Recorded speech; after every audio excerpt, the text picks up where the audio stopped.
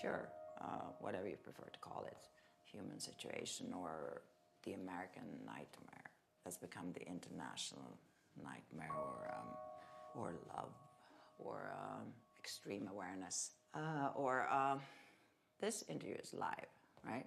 I'd like to change the subject 45 degrees if you don't mind. We only have a few more minutes. Okay, right. I'd like to start a rumor. With some luck, a few young writers listen to this broadcast and they can spread the rumor to their friends and enemies. Now, don't take this the wrong way. What I'm about to say is not a cry for help. It's not in any way connected to or interested in the politics of victimhood. If anyone receives it that way, all the worse for him. What I'd like to say is, I'm going to kill myself. Please don't interrupt me. I'm going to end the life of Maya Dardel. My work is in decline. I see no need to birth a few more mediocre books and then finally in my 70s and 80s squirt out a few more abortions as embarrassing as it's disrespectful to name names. The point is, euthanasia, it's the thing to do. I don't have any family, so I'm going to need an heir and an executor. So I'm going to interview youngish writers here at my house in Los Gatos, California, for this position starting now. Right, and the guy I pick gets my house and my archives and my publishing rights, all my knickknacks and dishes and music and books when I'm gone.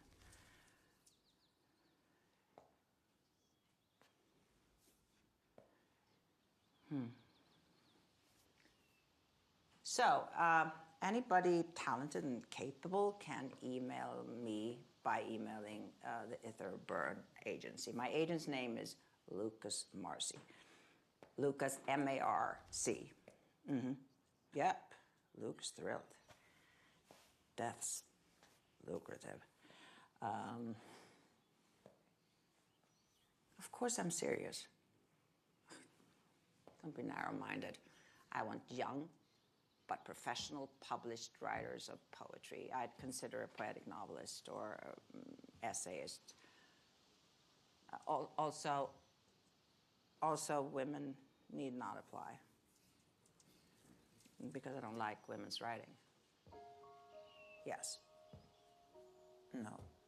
No. Dickinson? Yes. Some of it. No.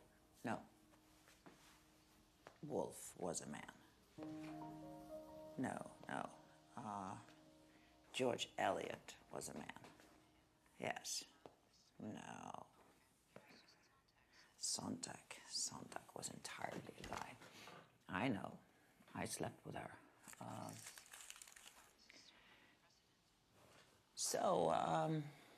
Any of you young men out there, if you think you're it, go ahead and look up my agent, yes?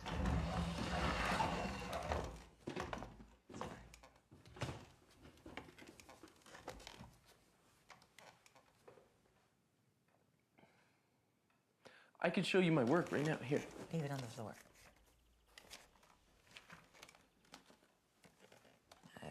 I probably should have had you email me some of your work before you drove all the way up here. Right. I can send you some from my phone right now. Put that back. They disgust me. What, phones? Other people's phones. Totally. No, I totally understand that. They're like other people's phones. You know, they touch your ear. They have like wax on them, other people's girlfriends' photos on them. Tell me with extreme candor what you think of your talent. Totally. I can talk about that.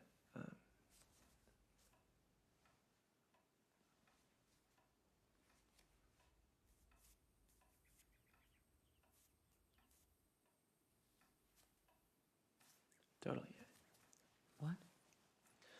No, you just have to know. Know what? Do you have a bathroom I could use? I don't like other people in my bathroom. That's cool.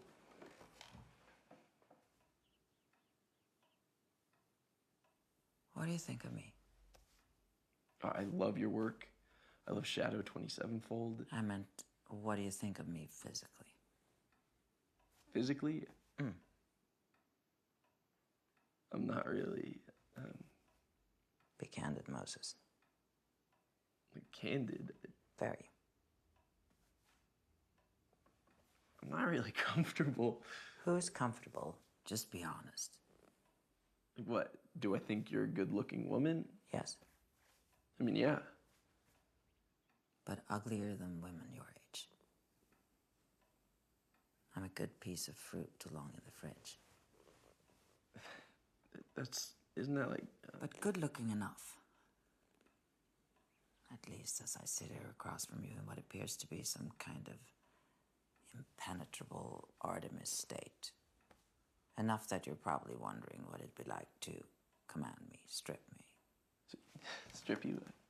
Men are this kind of machine, you know? Women my age have the last outer crust of our prettiness left, and that can be combined with haughtiness or real superiority until a young man badly wants to break that outer crust. He wants to prove this and that to himself and the middle-aged woman, but you see, the woman's unwise if she allows herself to be stripped. The thing about Artemis is that her nakedness in the pool in the woods when Actaeon sees her. Yes? Oh, yeah. Her nakedness is not just a myth about the virginity of maidens, it's a myth also about the final brittle sex appeal of older women. If you were to see me naked, like Actaeon, you would have to die.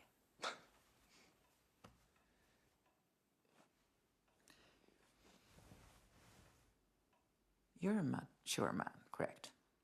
Yeah. You're not one of these immature fumblers. One of these boys who can't find a clitoris. A woman's clitoris? Come here. Okay. Oh. Nearly any experience is good for a writer. The same can't be said for those who don't write. Yeah, I've actually brought my work. I'd like to show you. Come. Sit.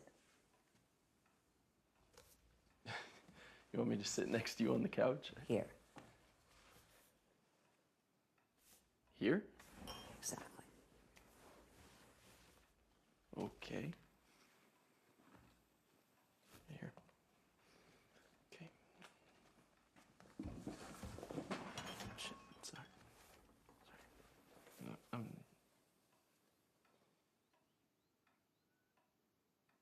Take off my tights.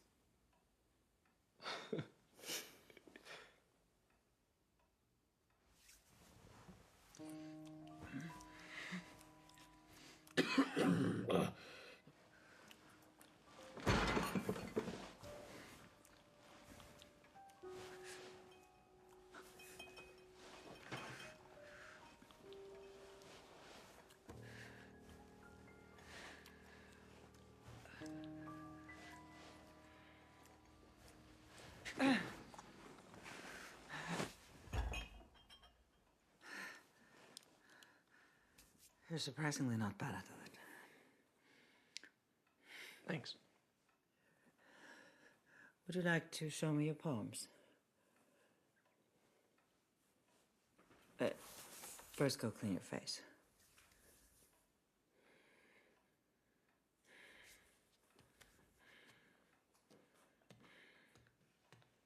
Should I just use the sink? Okay.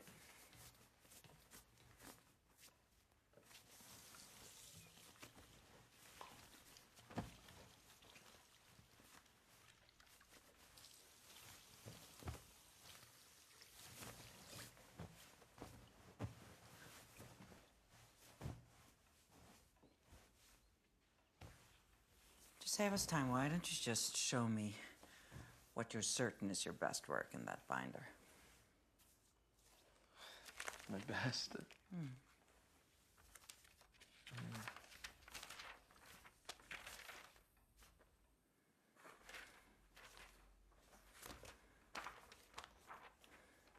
You read it to me.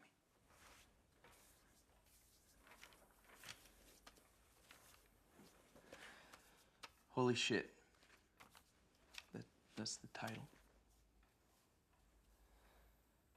Holy shit, this Campbell's soup is tasty.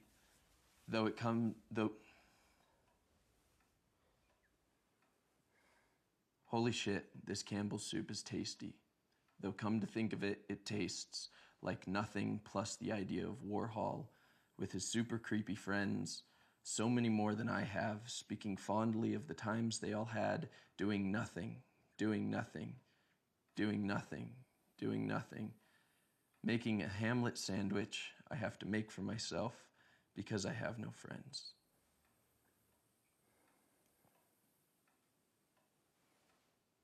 I'm adjuncting a composition course at Hartwick College in the spring. That's in New York, in the Catskills. I got my MFA last year from the Iowa Writers Workshop, and I'm currently the editor-in-chief of a small magazine, a webzine. I went to Iowa. Did you? Back when everyone smoked cigarettes and nobody got AIDS. Okay, there wouldn't be any kind of legal complications, would there? What I mean is if you select me, I'll be far away with an alibi. I don't mean to be rude. I just think it's best to be upfront. You don't expect me to be here to help you. This is not the process. What? The process. It's not the process. What's the process? First we talk about your work, and then I was probably... Well, this stuff that I sent you is actually quite old.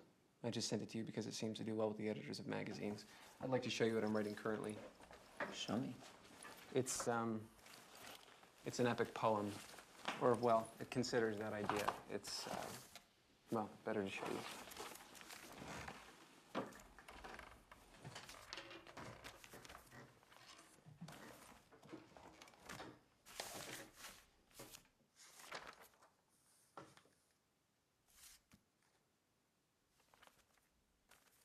Computer. Ever been to the Tate Modern in London? No. But you've been to a modern art museum. Of course. It seems ironic now, but I actually wrote my undergraduate thesis on the transgressive corporeality of mannequins and humans. Imagine three people in a modern art museum.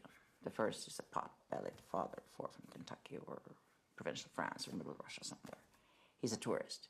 He only likes landscapes and nudes and paintings of battles and ships. He's the guy who looks at the Jackson Pollock the same way he looks at your generation's latest abstract knockoff, and he says to himself about both, Christ, what a con job. My kid can paint this. Right, yeah, my kid can paint this. Now imagine a second person in the museum. This is you. This is an educated person. He's visiting the museum in an anxious, critical capacity.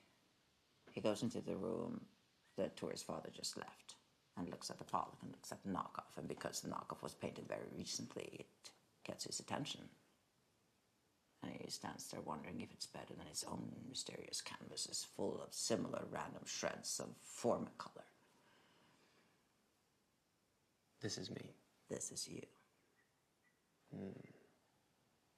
I think it's always better not to arbitrarily Now stereotype. imagine a third person in the museum.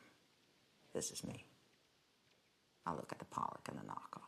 I like the Pollock for its rhythm and originality. The knockoff has some qualities I like, but it's half a century too late. It's not original. The longer I look at it, the less I like it. Why? Because I hear a little voice inside me saying, Christ, a kid could paint this. And then I hear another voice inside me saying, you don't have a kid. And you sound like a tourist from Kentucky. You're not part of the cool crowd. Other people get it. Not you, though. And then I hear a third voice in my head. No, Maya, it's okay. You do get it. This really is a mediocre painting. This really could have been painted by a kid or even a computer. And then the people let's start arguing. Are you saying that my work is... Shit. Not quite. More like chewed but undigested food.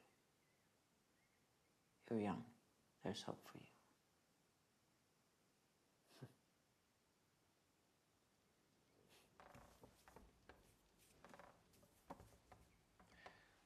In the back corner, that piece.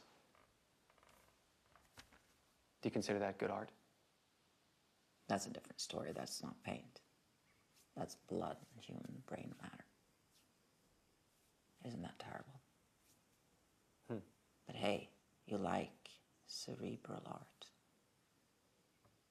She had lung cancer. That was her very last painting. A perverse friend of mine bought it at an auction for my birthday last year. I think what you and your museum-going self and your third self are missing is a purposeful negation. This is apparently counterintuitive.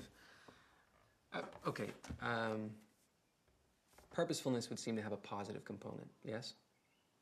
It positively is negation. But here's where I might take issue with my own poem.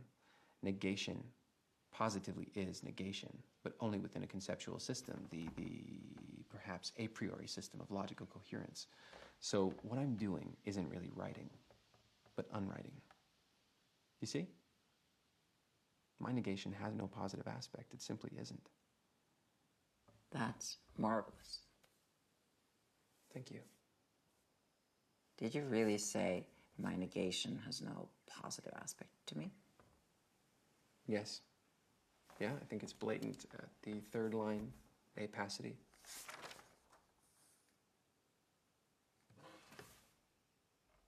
Do you have a wife? Or a girlfriend?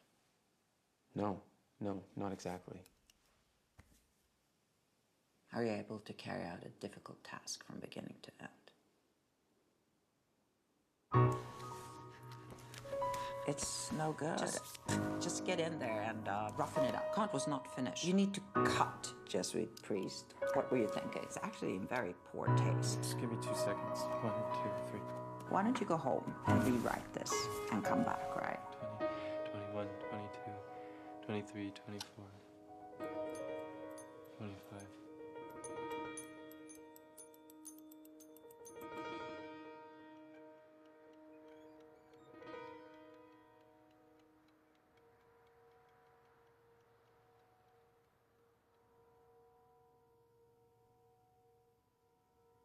Everything is turning sharper. This is called being old.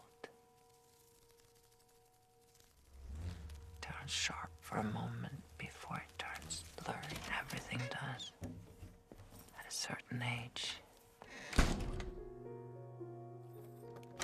What is this species of thought that is not a memory because it never happened, but so memory-like? This thought of myself at 40 maybe. Holding a baby.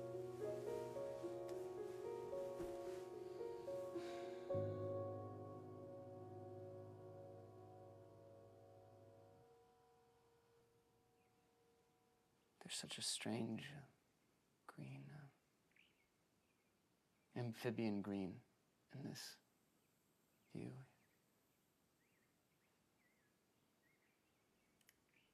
I like your sweater. Where'd you buy it? This? I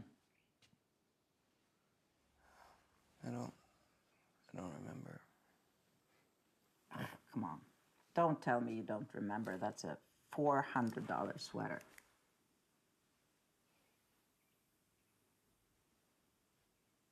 What kind of tree is this? Horse chestnut.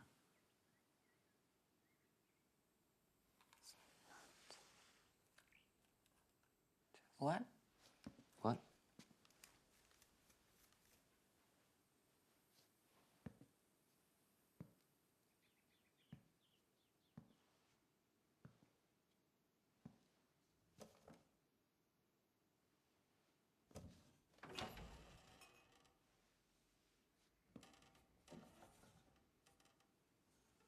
have a lot of glass. These all filled with glass. I have a lot of porcelain and stemware.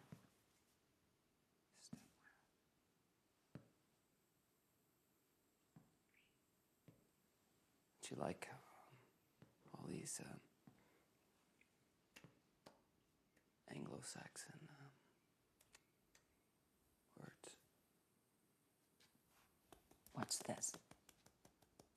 That's when they crush into each other. Chestnut, stemware, foxfire,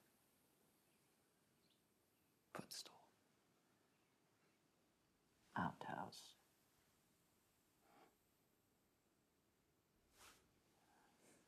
Rat hole. Rat hole. Mouthwash. Are you trying to ingratiate yourself by playing language games?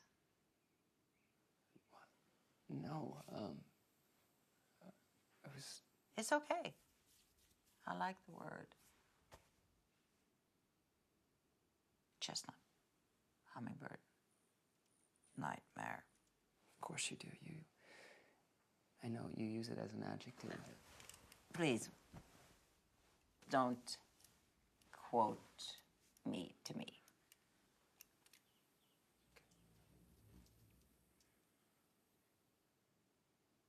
Are you gay? What? I was just, rat hole.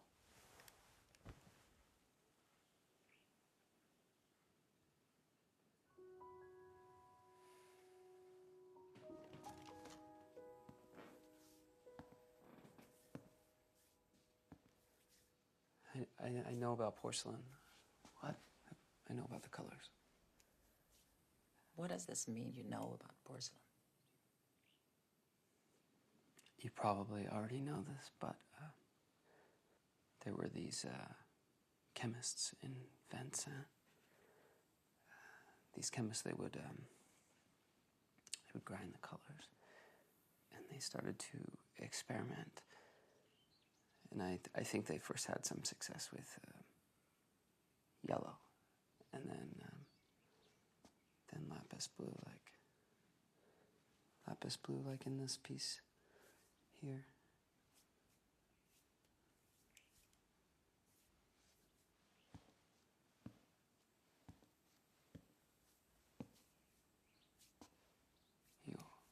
You already know that. Tell me. Well, then in 1750 something, they discovered green, and then blue celeste, and then they discovered the rose colors last. And then they killed the king and queen and some of the porcelain makers. Also, I was in Chicago,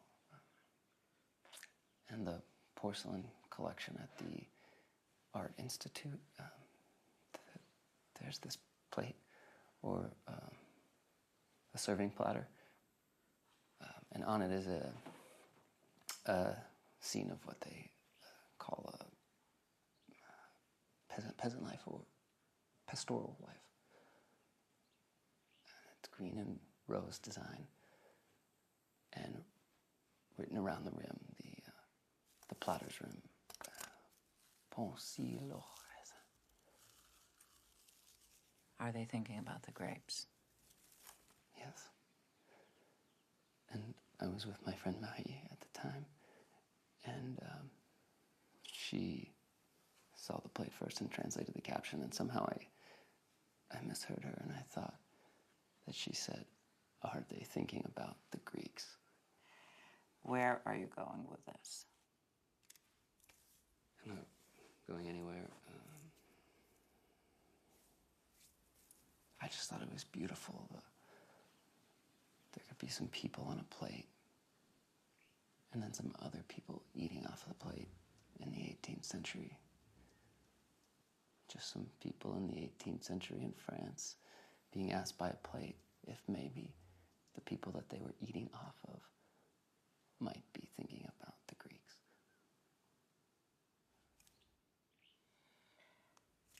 Are you responsible?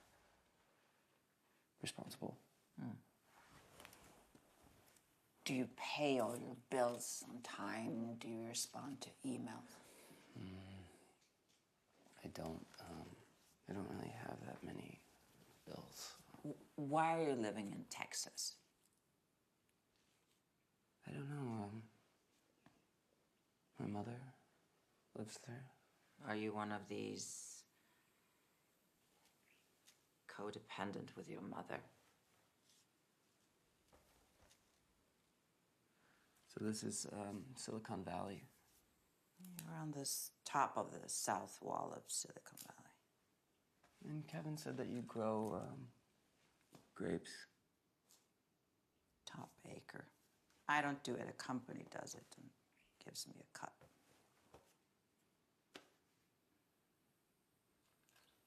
Why are you going to kill yourself? You could write 5 more books like The Mundane Metaphysics.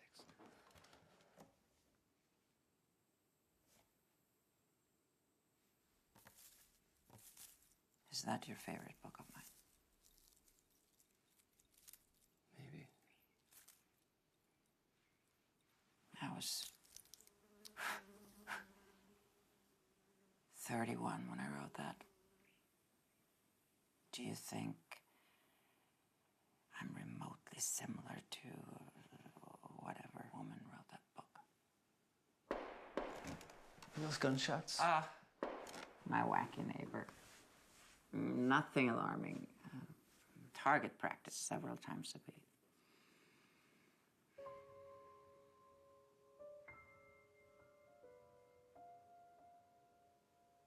I think you're similar. I think that you could write good books that aren't similar to your old books. I don't think you should do it. Are you here to inherit my estate or to convince me not to kill myself? I don't know why I'm here. I just don't like the idea of death sitting there.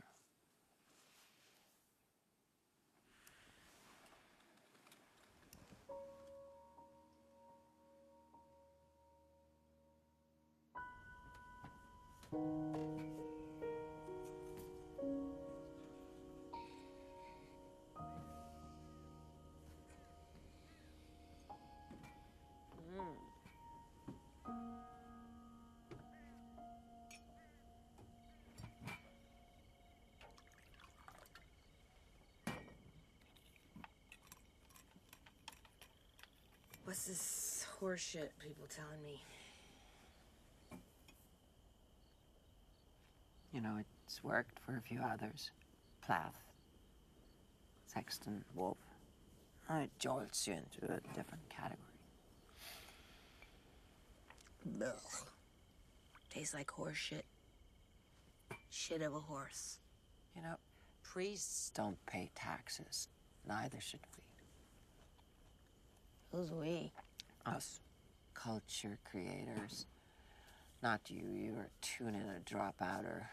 You're anti-culture. Culture my yeast. Exactly. Fucking bacteria. Prepare your brain. I'm gonna teach you a new paradox, crocodile paradox.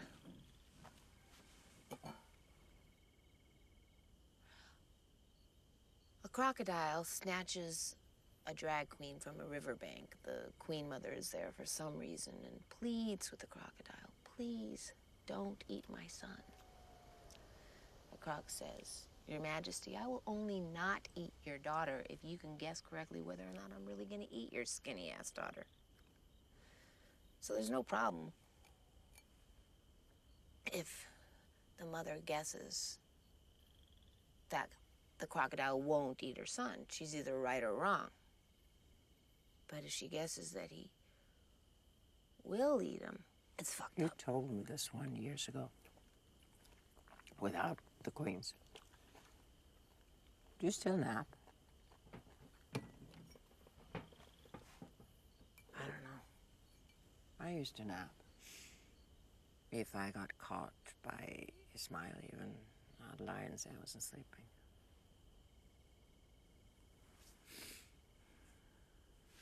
So undignified to be caught sleeping in the middle of the day.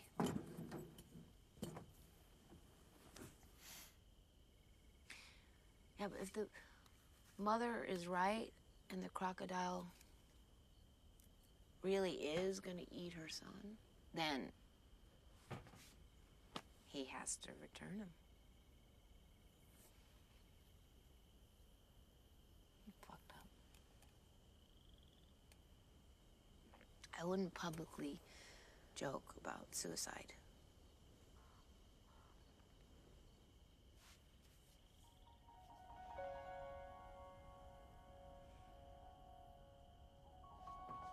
What are you doing? Sailing to Byzantium.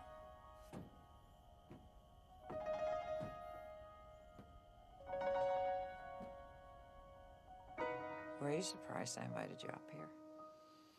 I don't know. Do you have a lot of guys applying? But did you feel encouraged after our first phone call? Felt like you understand that I'm an adult. Like you could tell I don't fuck up. I researched you on the internet. I read your little squib in N+1.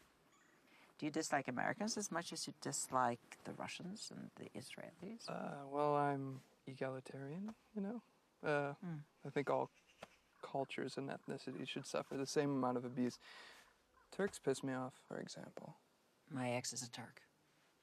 Yeah, I know. You know. Sure. What about Chinese? Bribery, dragon breath, too many male people. Swiss. Smug, boring, white. Saudis. Oh, Saudis, yeah, sure, Saudis. If a woman in Saudi Arabia wants to press charges, she needs 4 witnesses.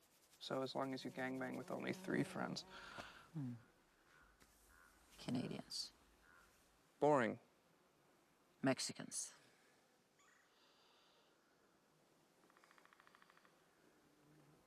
I don't have a problem with Mexicans. How am I doing? Doing what? Do you like me? Do you see me as executor material? Possibly. What's your familiarity with publishing? I have an agent. She can't get my book a deal, though. Why not? Probably it isn't very good. Why not? I don't know. Maybe it's the same reason you're... Perhaps it's the opposite reason. Yeah, maybe. But can I ask you a borderline rude, direct question? Are you sick? Do you have something terminal? I wouldn't tell you if I did, but no. Well, if I were terminal, I'd probably take a bunch of heroin. You ever try it? No. I tried it. What's heroin like? Well, it's not like 600 orgasms or whatever people say. It was pleasant. I vomited a little and fell asleep. I have no interest in heroin, but I wonder if your description of the drug says more about you than about the drug. Yeah, maybe.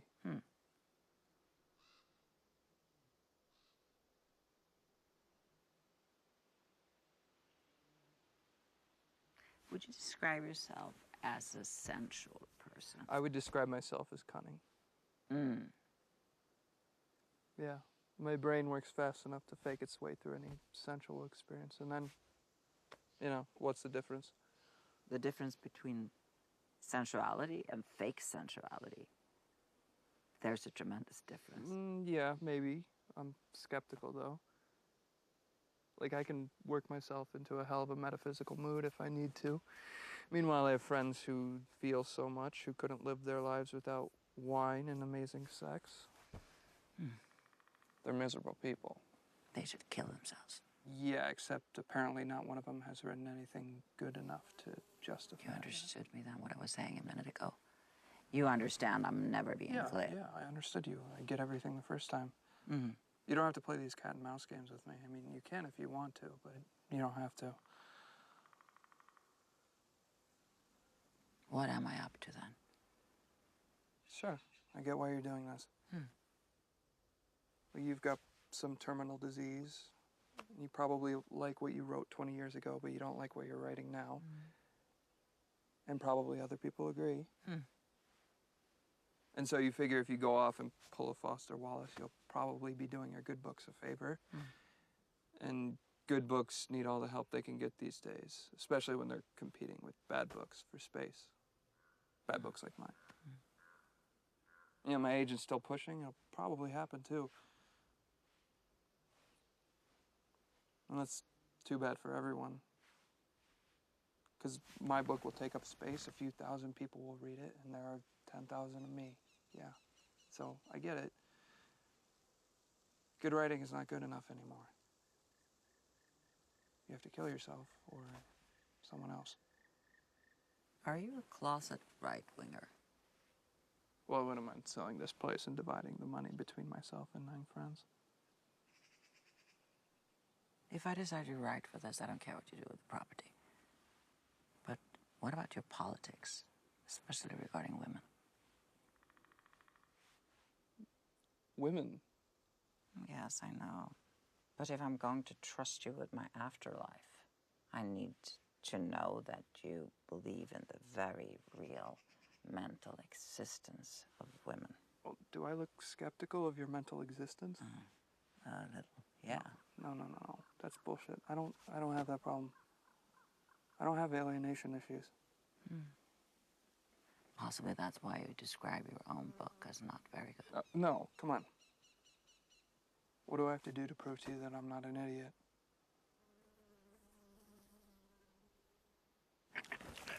You're done, you're done, you're done!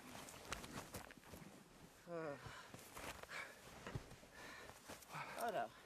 Not on the menu, not on the menu. Absolutely not! No! No!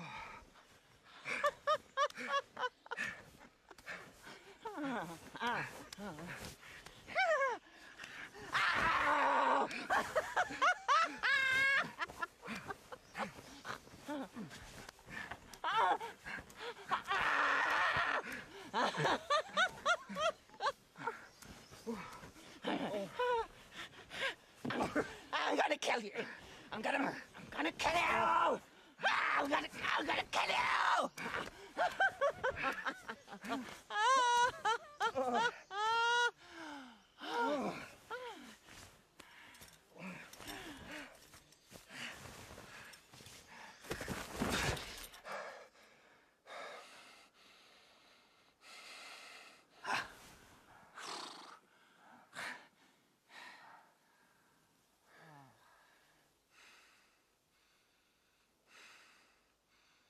I understand.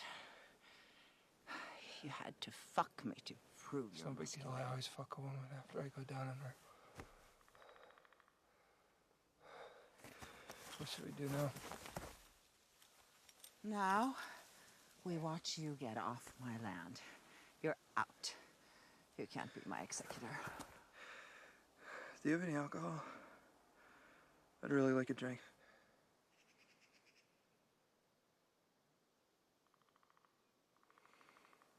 It's all over the kitchen. Go make me a drink, you little bitch.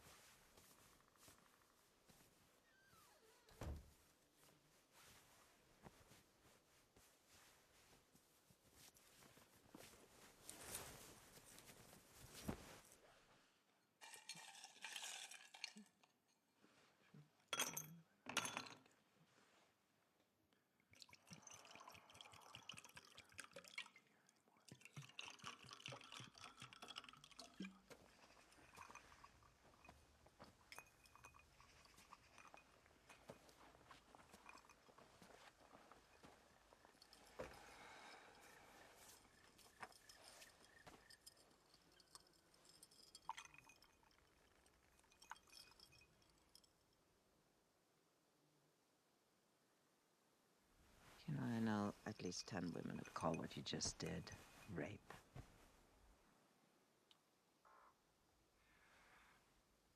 I'm glad you aren't one of those 10 women. What are you reading right now?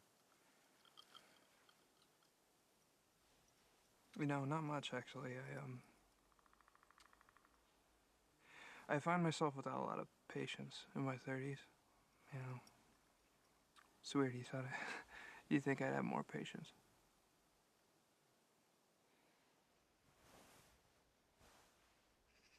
You're uglier than I first realized.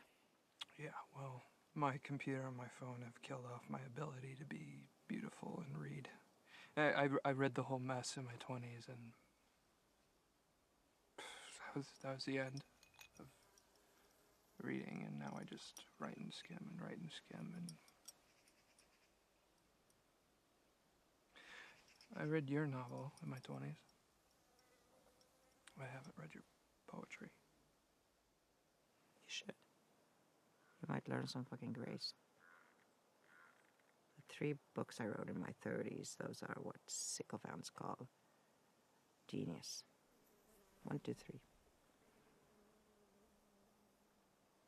Like little neutron stars. So your own mind managed to impress you, yeah? Not now. The light's gone out.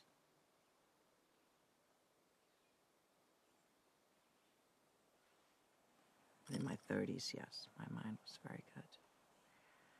I felt it then, I loved it.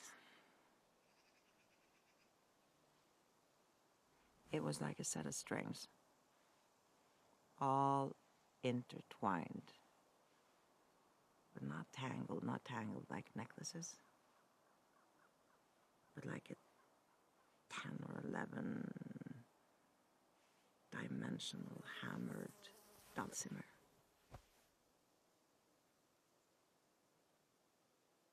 Then, in my 30s. Look, I'll make you a deal. You make me your heir and executor, and I'll read all your books, and I'll write a hagiography of you, and I'll spend my 30s telling everyone how beautiful a dulcimer you were. You can't be my executor. You're out. I told you already. Yeah? Out. Yeah, okay. Out. Let me finish my drink. Yeah, you can finish your drink. That's the law, you know.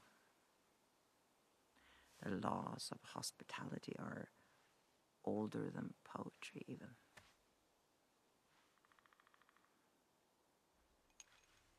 Cheers.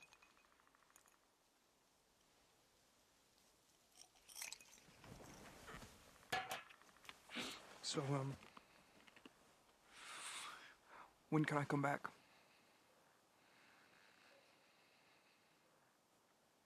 Let me check my calendar.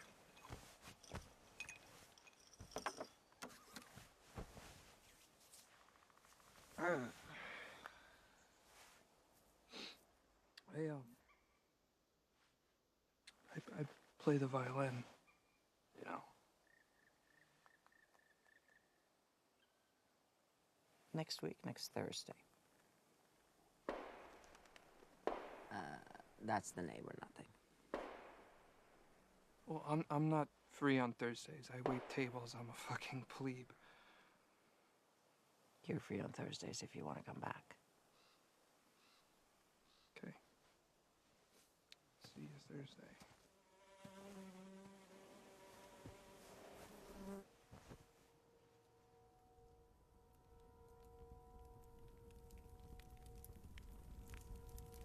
Tom Fairby, clusterfuckery. Clusterfuck, I'm going where? I don't know. I don't care. Cluster. You don't even live near other people. I live near you and all your junk. I'd start over, I'd go live in Istanbul. Maybe paint some crazy shit. Isn't that awful when a writer says, maybe I'll take up painting? You're just fucked up, Maya. Behaving like a lonely person. You need to drop acid and make new friends. Just go to Burning Man. A person can live on the Bosphorus. It's still kind of cheap there, you know. With my grapes and my land and what it's worth. Even nicer places along the water on the Asian side for decades. Unless Turkey blows up in civil war by the end of the year.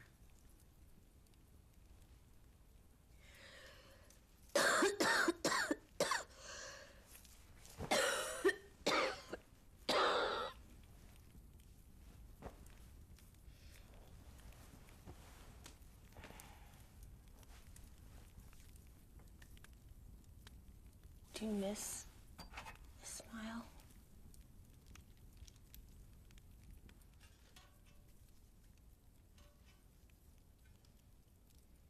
What happened to your pact?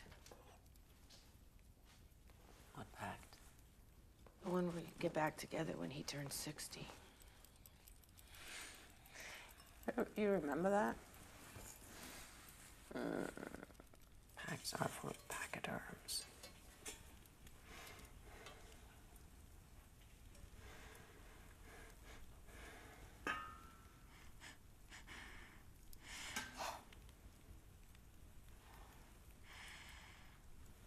You smell pretty good for someone who only showers outside. Outdoor showers get you just as clean as indoor.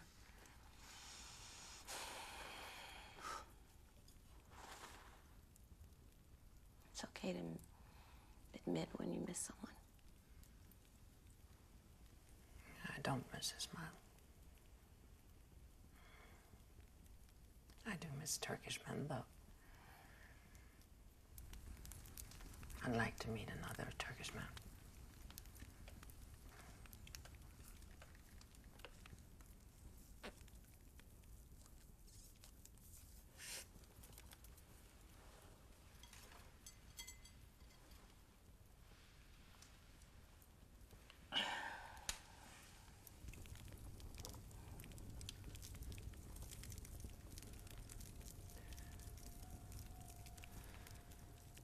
Look, at our age, one can either live in a healthy state of denial or an unhealthy state of mortality. I live in the mortality, and so, you know, for me,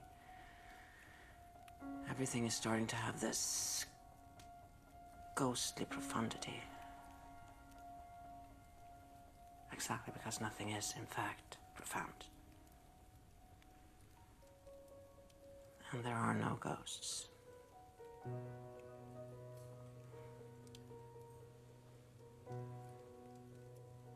And because I have no one at all,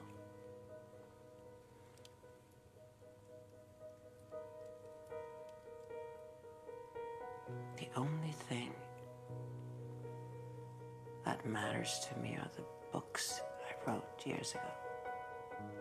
That's it. That's it. That's all I care about.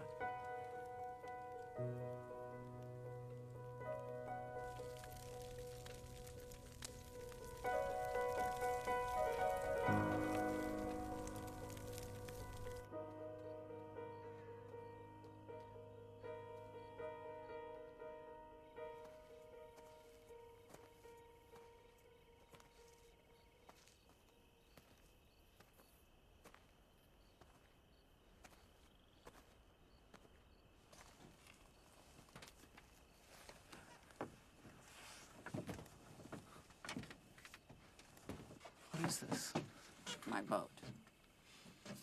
All this junk was here when I bought the land. like your boat very much.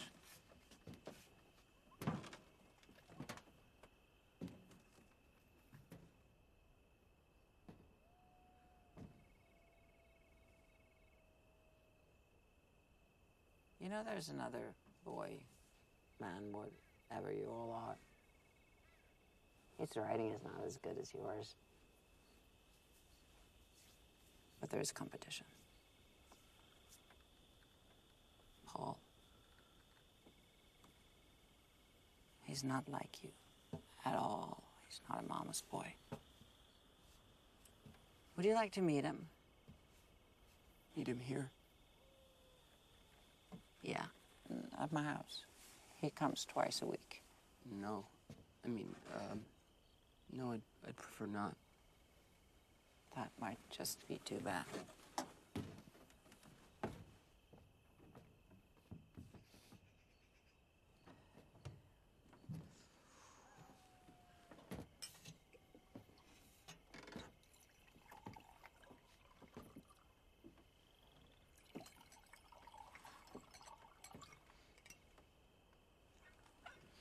Are you angry at me? No.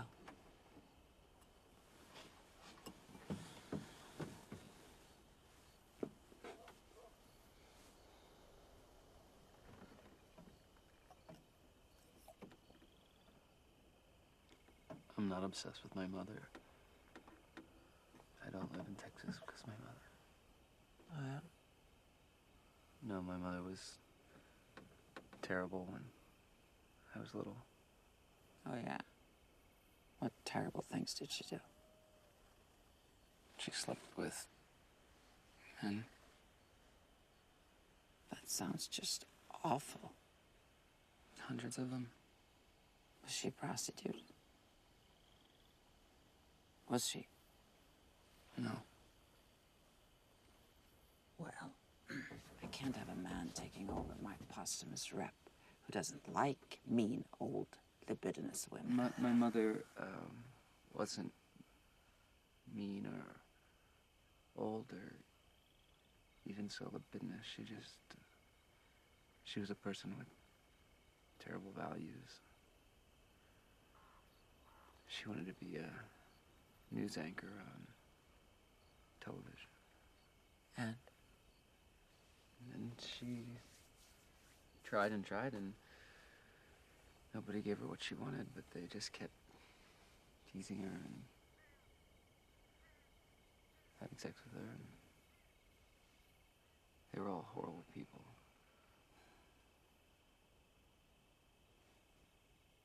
And now you're into poetry and porcelain. Poor little flower. I don't feel bad for you.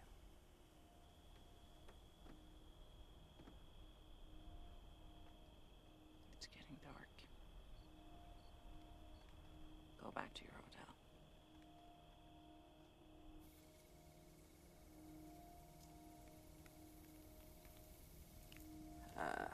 Maybe not idiotic. Mediocre is the word. His soft core dialogue he writes. This pseudo red light district shit. I don't like books by men like that. Yeah, well, you're missing out.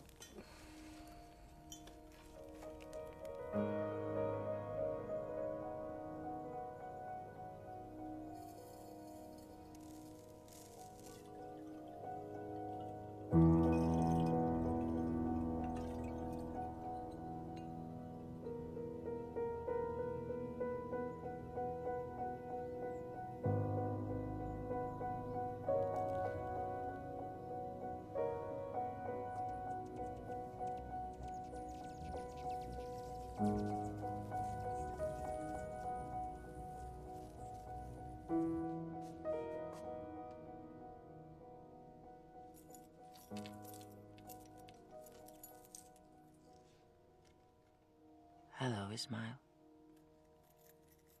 How's the weather in my head? How's the weather in Byzantium? The old Trojan rooster.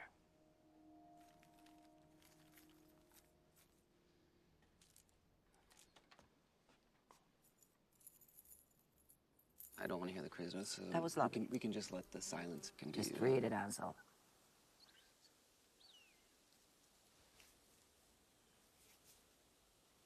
I think I've had some water in my ear for a few weeks. Read it to me. Fell when the wax melted. Fell. In through. An aneurysm in a thought of wall. Into a grand reception hall. Like in an 18th century hotel. And there stood you, in schism blue, eye-flooding, floor-length gown. And all your books and things around you. You had given them to wingless me, who wrote this note to you. It said, don't hurt yourself. I'm asking you. It said I fell and threw a rip in the paper.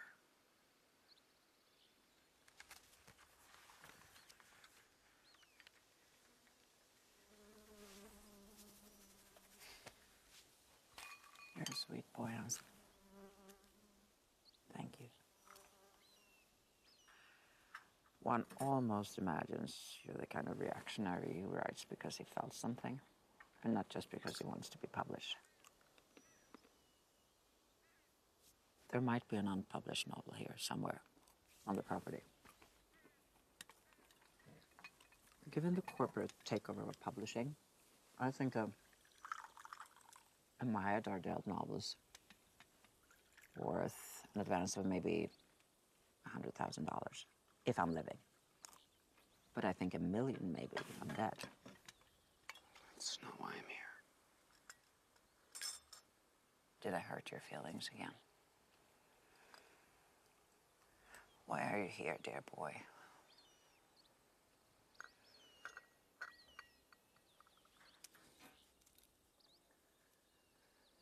Because it shouldn't be anyone else if you have to do it. Why? Because I understand your work. I understand it. I can read it in its 6 or 7 layers or matrices or whatever you think of them as. Them? The layers, the combining and harmonic themes and sounds and senses, and you know what I'm talking about. You're making poetry sound like some rare form of luminous math. Well, isn't it kind of? Maybe it is. You know, this poem, despite that it's written to me, is really quite impressive. But there are some risks in it, though, right? What risks? Well, Schism Blue, for example. It's interesting to imagine a shade of blue that is the schism shade. Blue of divorce, of mental breakdown, of civil war uniforms. Yeah, yes. And it's interesting to imagine in the other direction, a schism that is blue in quality. But there's a certain fetishism in just plunking it in the poem. It shows your hand a little. I don't mind showing my hand. Well, you should. Plus it rhymes, plus it adds to the Icarus theme, so that's 4 layers there. And As your poetry is layered. As I said, it's impressive. More impressive than my way of talking about it probably implies, but that's not the point. Your Schism Blue is a little too obviously infatuated with its own layered prettiness. well, that only matters right now. I mean, when I'm dead, if people read my books, they'll, if people read books when I'm dead, they'll think of my schism blue eye flooding floor the way they look at Joyce's smoke blue mobile eyes, or Hart Crane's rib tooth of the skies acetylene. Sure, sure. Death beautifies even the ugliest vanity. Ever looked at photographs of contemporary authors, pompous, and have you ever thought about how romantic they will seem in 100 years?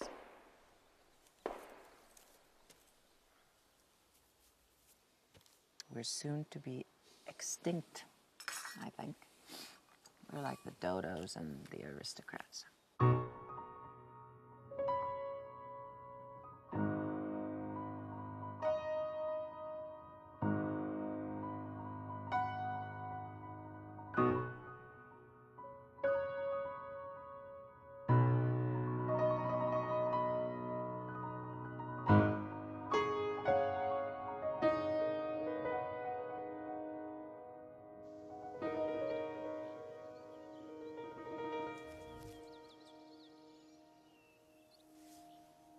So this is my surprise.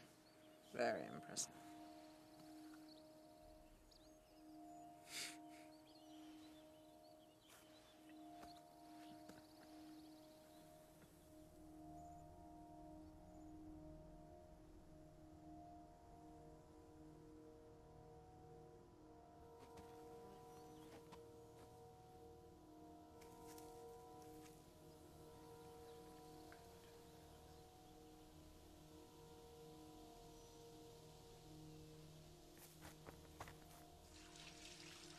I don't need mushrooms from my driveway. Why not?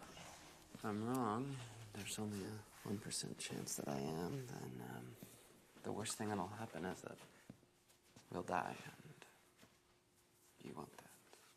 Yeah, but Ansel, I don't want to die in pain, covered with my own vomit. What? And yours. These are chanterelles. I'd like to make you an omelet. Do you have any interesting cheeses?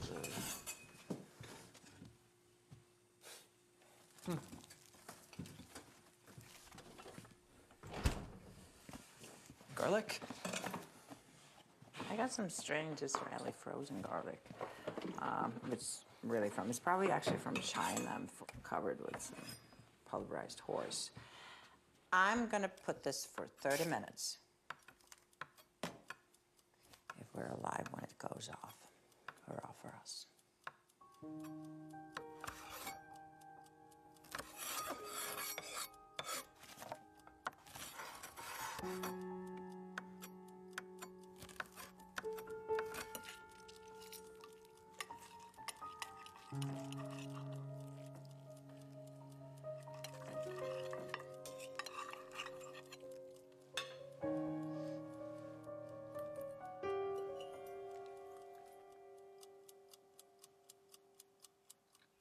Tell me more about this harlot mother. Mine? Yes, yours. Mine was a simpleton with no desires.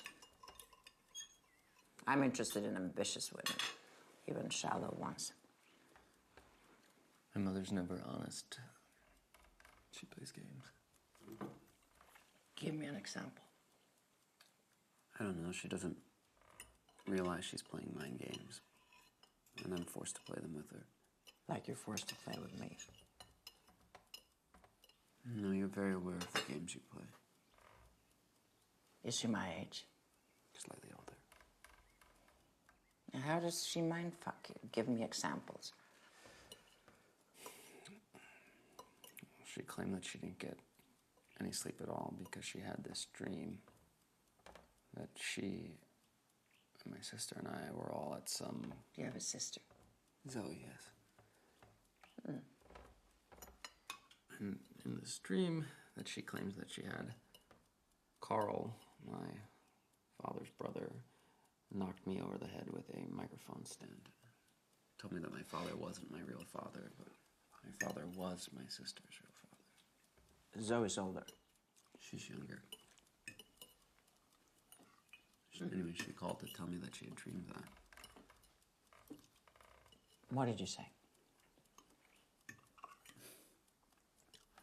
said, I don't know if I find people's dreams interesting, but I certainly find people's interest in their own dreams interesting. Do you think you're your father's son? I do. I think my mother had a bad dream and couldn't help but jab me with it, just put a little needle in me. Maybe she wanted attention. She always wants attention. Were you nice to her about it?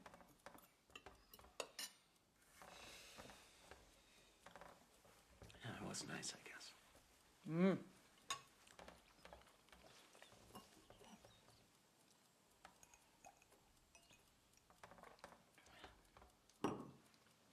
We have 15 minutes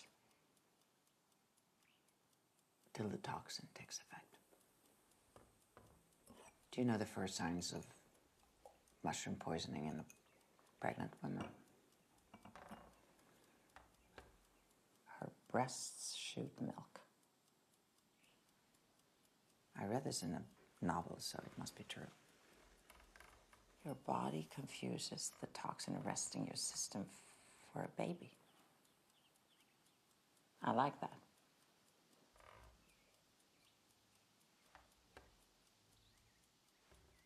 Ever heard of ovarian insufficiency?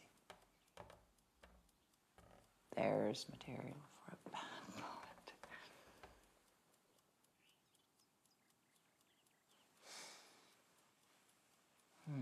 Go and get the phone. I'd ask you to use your own, but reception's so weak up here. Who are you calling? Your mother, of course. What? Why? These last minutes of your life, it's important to tell those close to you what you really think about them. Go ahead. Tell your mother what you told me, that she's unsophisticated and manipulative. You want my estate, don't you? Yes, just stop asking that. How much do you want it? I think I could live here with and take care of you, whether you were dead or alive. Go ahead, take care of me. Show me you do perverse things out of loyalty to me.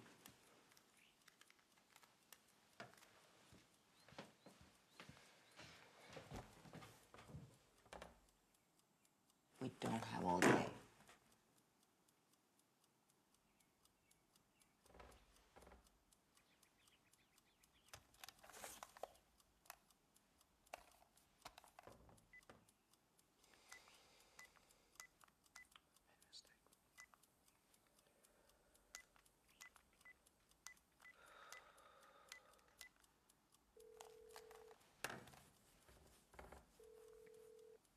I don't think she's gonna.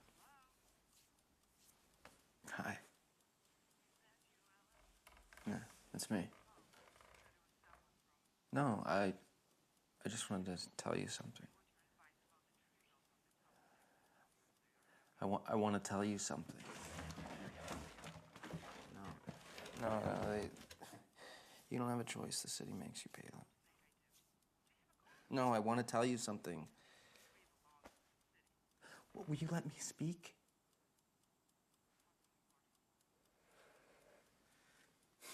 You're a solipsist. A solipsist. You don't know anything about anybody but you. You don't know why people do things. No, you think that people either are against you or obsessed with you. You don't really see any grayer areas. No, you don't know how you're perceived.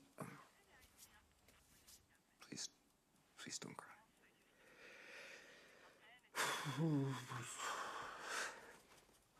Tell her those news anchor barbarians that they used her for sex. Okay. And your sister's name is Zoe, right? Yes. Tell her Zoe hates her.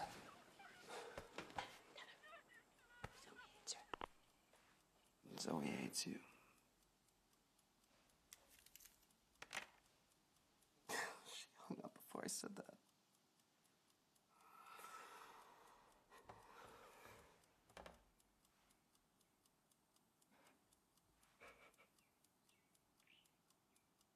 Thank you.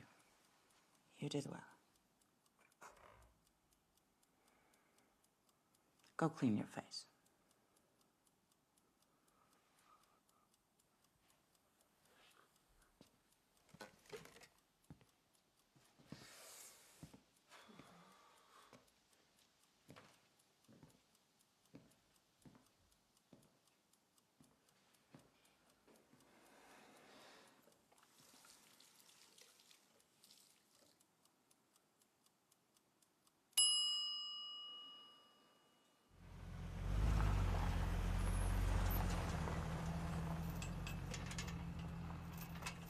Are you really walking your rat dogs, or did you come over here to check on me?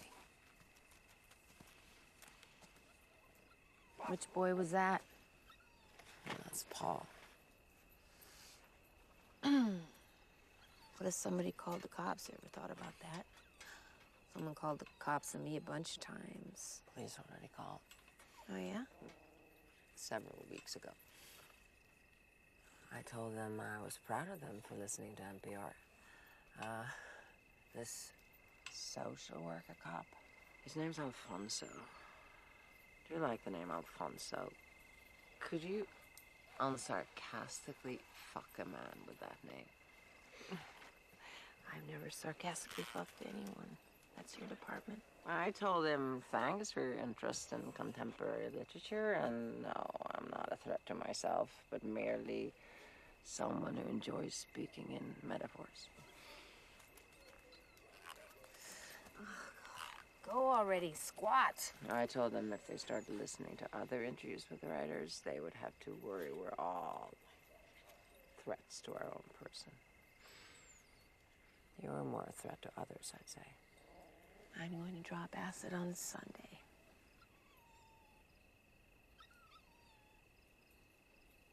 This is a great idea. I need your help with something. I'm pretty much immune to it these days.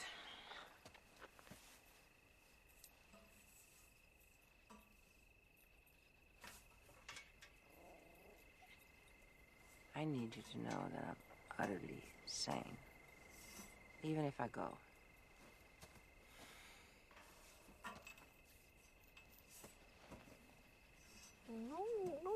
No.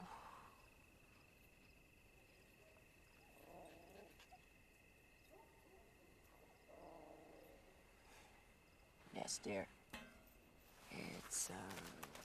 It's time to sail away. You do, and I'll piss on your grave. Well, as Ansel says, I'm a cruel person. You better not be. However, I'm perfectly sane. Whatever I do out of pure will, okay? Not to start you.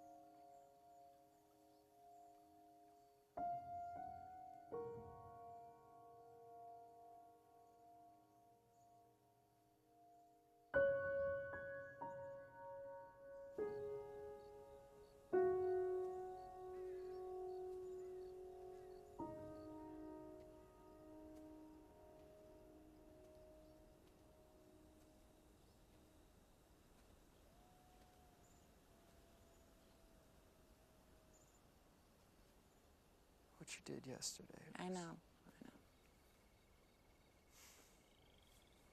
Why did you make me do I don't know. I get carried away by power. I really like it. I think maybe I haven't had enough of it. People don't like a woman with too much power. I'd run for president, except a monstrous woman isn't sympathetic. Monstrous men do get elected. I wasn't born here. You should go back to teaching. Except I don't like my powers so defined, institutionally circumscribed. I like raw power.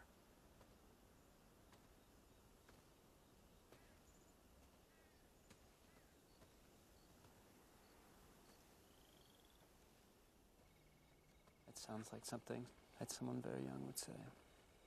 You're right, of course. That's what happens. Whatever I say sounds false.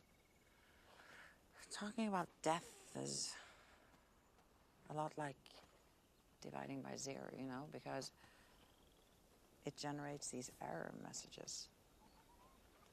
My father. And it's not even a romantic illusion about posterity either. It's a sober judgment of the very meager value of my books, weighed against the even more obscenely meager value of my person.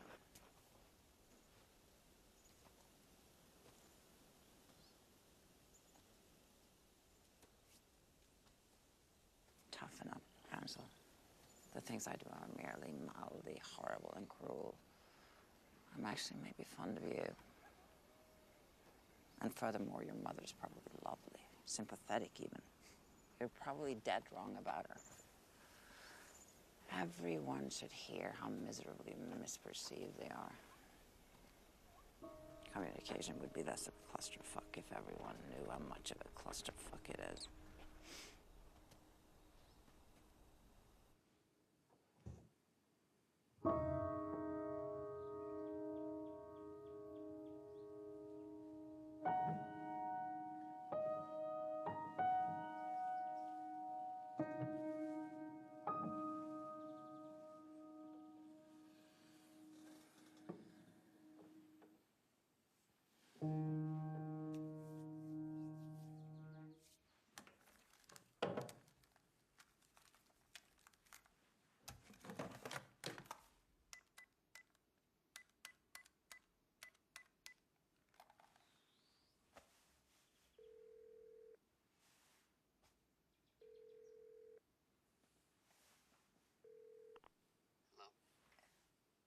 Ansel?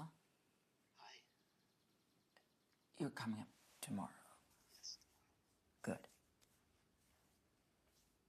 I have something for you.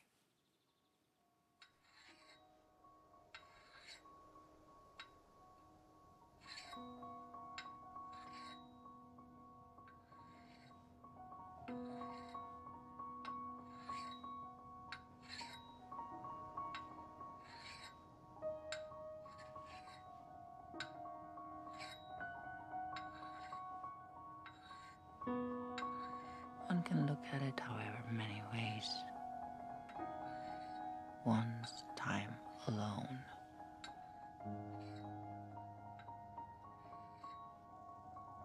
A succession of isolated instances, or 10 years in a row of 10.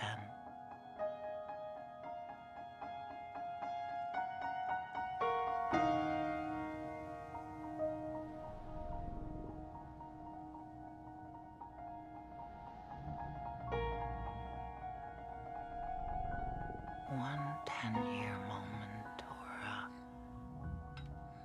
10,000 axes hitting wood, or whetstones hitting axes, or my heart beating 500 million times.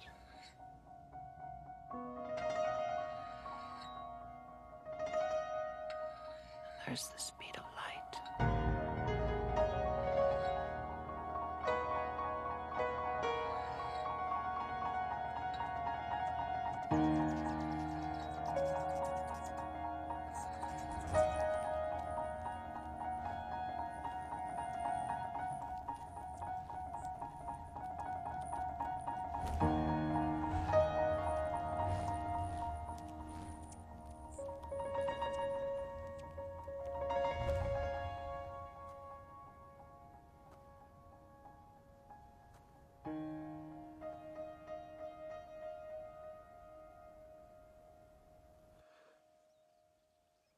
Fuck.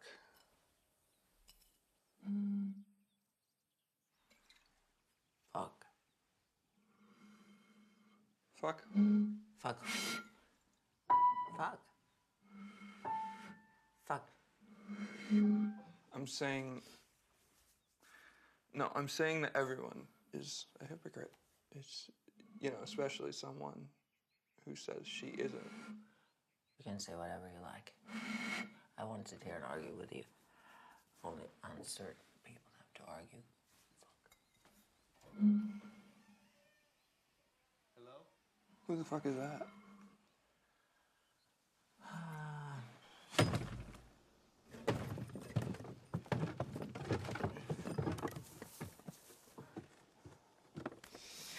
Let me help you out with that. Oh, come on. You're gonna hurt yourself, all right? Come on. Come on. Give me the axe. Okay. This is homoerotic and fun, but let's do something else. Let's raise the stakes. On the way up here, did you notice the broken green gate, 4 gates down from mine? My wacko neighbor. Is this the guy who likes to fire off his gun? Exactly. Anyway, she woke up one morning with an erection and claimed the few feet of land right before my gate belonged to her. This is a woman who likes to shoot her gun? Yeah, why not? The Second Amendment should be only for women, actually.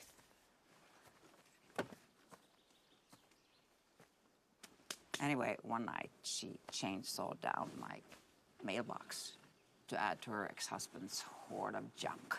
Did you call the cops? I was going to take her to court, but I forgot. But now that you're both here with all this male aggression, I'd like you to run over and get my mailbox. Whoever brings the mailbox back moves into first place. I don't think it's a good idea. Wait. I'm getting the fucking box. You go back with Maya. No, I thought that the best strategy would be to have a strategy. Yeah, I have a strategy. Okay, but I think that it's important to not strike her as aggressive, you know? Okay, whatever. The axe. Oh.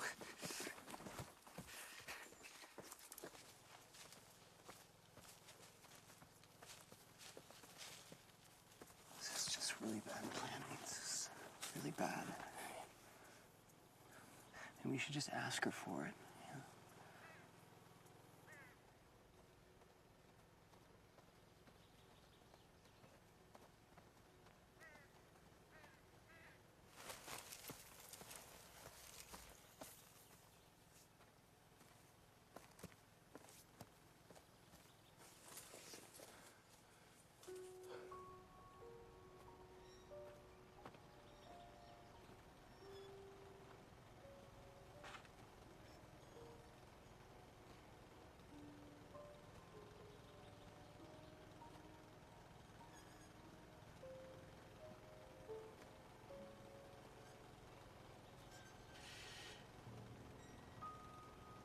Hello?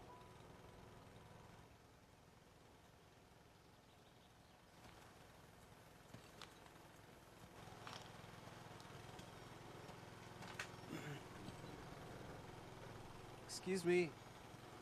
Is there anybody here? FBI. We're friends. We're neighbors. Secret Service. BIA. There goes everything.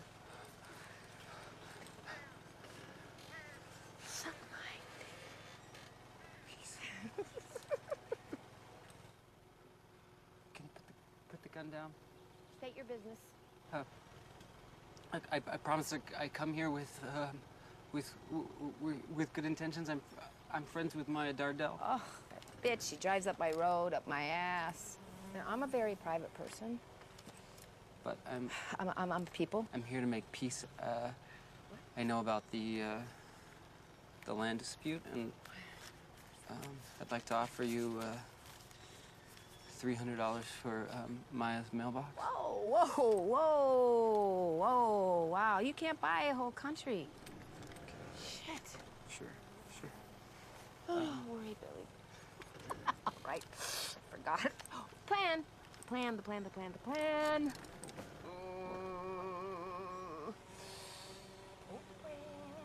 What?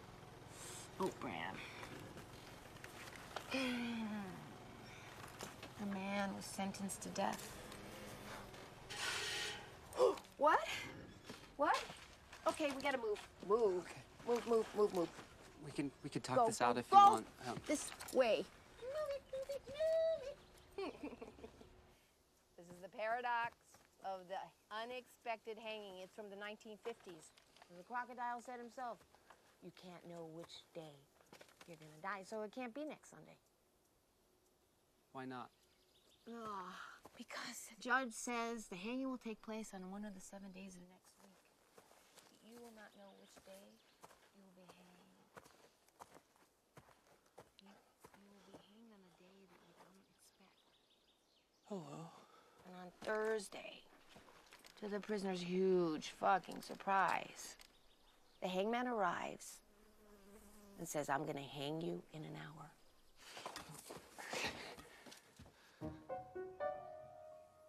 Fuck. Please don't kill me. Kill you? Jesus Christ.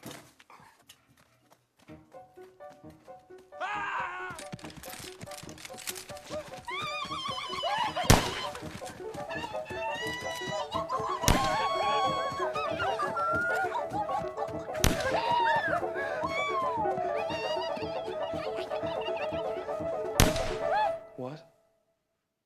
I told you then. You chose not to hear me. So I let you play a little longer.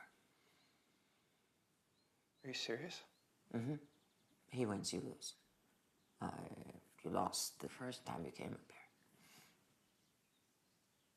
Then what the fuck have I been doing up here making this pathetic baby look bad?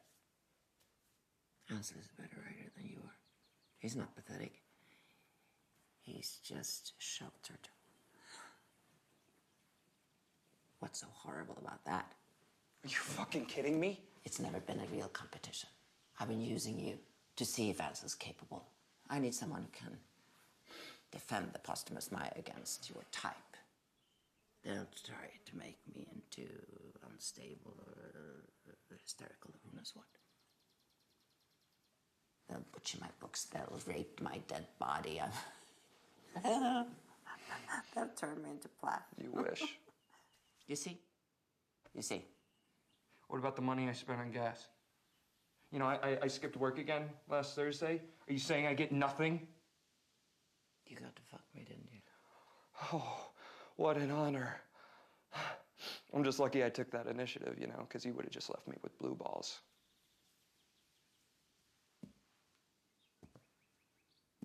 You know, I don't even think you're even gonna have the cojones to kill yourself. Take a step back, Paul. I don't like you hovering. Oh, you don't like me hovering?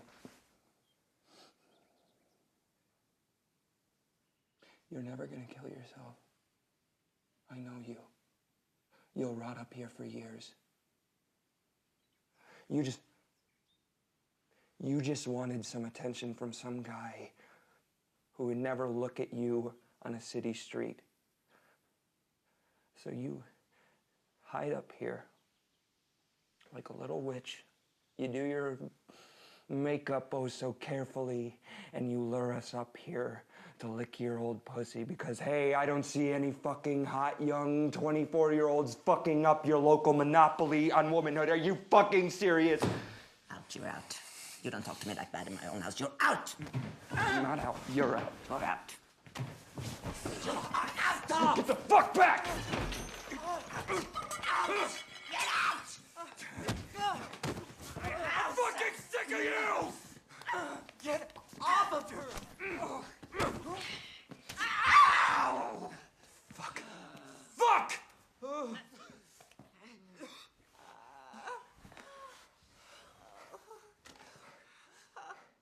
You fuckers. I'm not even violent.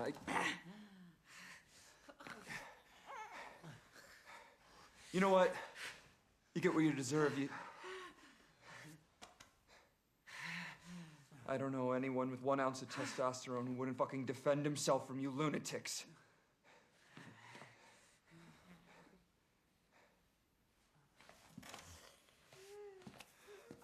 okay?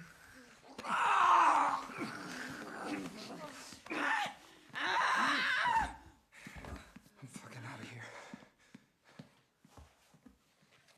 Sociopath!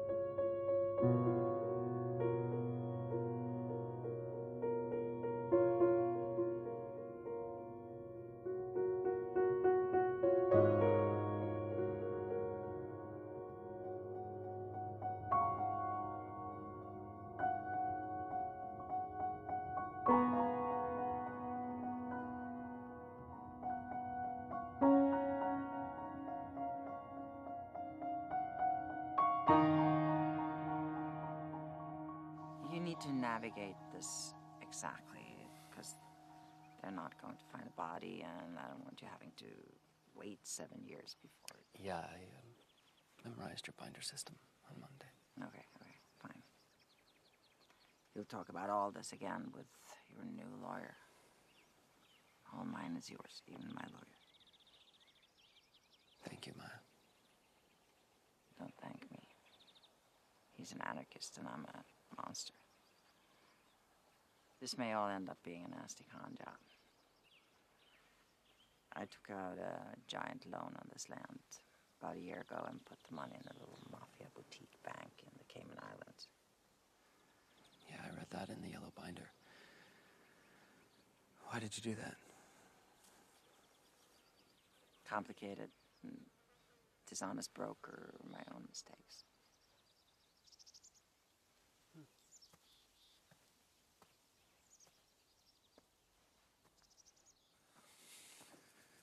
What is this? I don't know. Looks like junk. Maybe something that blew over here in the windstorm from Nora's junk heap.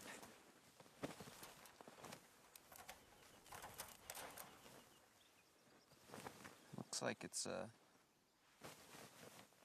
sort of tube made out of cloth. Here. Please hold it.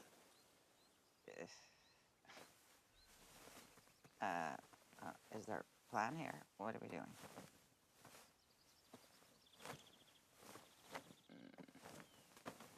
Put your head inside. No, thanks. Please, Maya. Come on. Come on.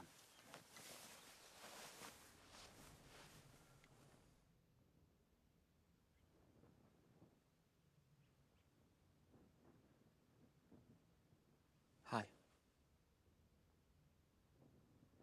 Hi. It's like Eden in here.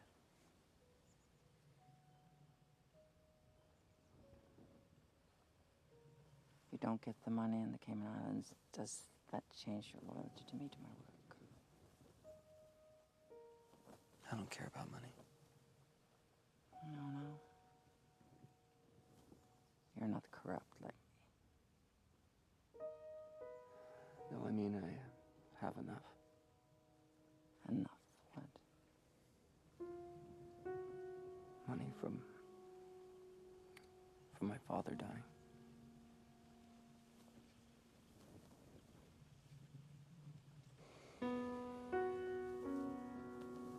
Not enough to keep this land, though.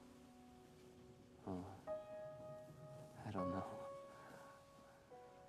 I'll talk about it with your lawyer when you're gone.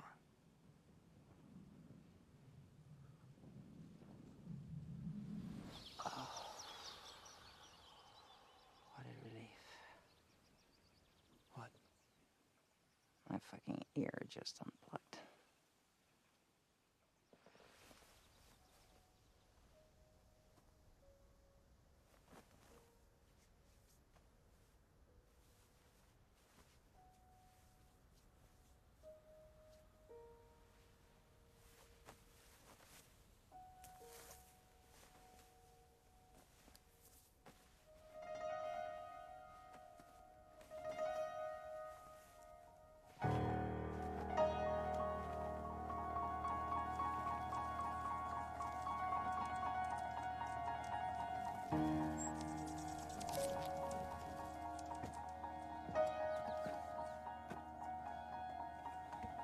I'll be gone in 10 minutes.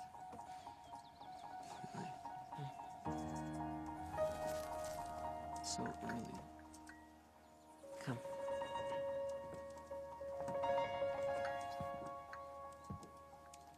Wait a second.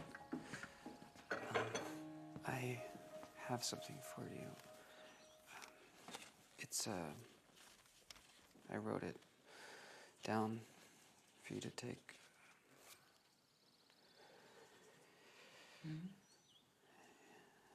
It's a description of Denison of Karen Blixen. Karen Blixen. Not my favorite. Okay, but this was written by one of the few men who liked her that managed not to fall into her entourage of slaves.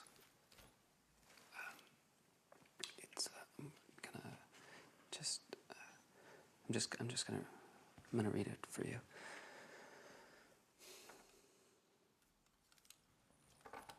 She knew everything about the sublimation of loss, about suffering as the nourishment of genius, about pain's residence as harmony in a work of art. And all the same, she yielded to the most banal human moods and impulses: pettiness, impatience, caprice, stinginess. She suffered from a craving for power despite her generosity. She toyed with human fates despite her contempt for such toying. She suffered from self-contempt in spite of her mighty, legitimate self-confidence and pride. She was a paradox outside of any moral category, and also a bad judge.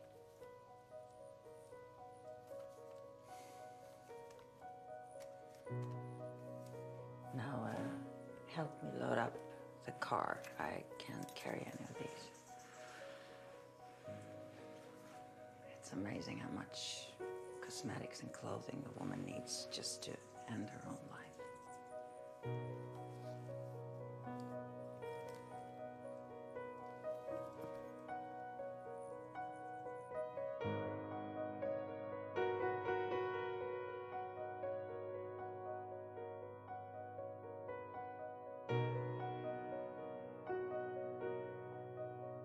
In a window, I recognized you. You must be the one I can't name.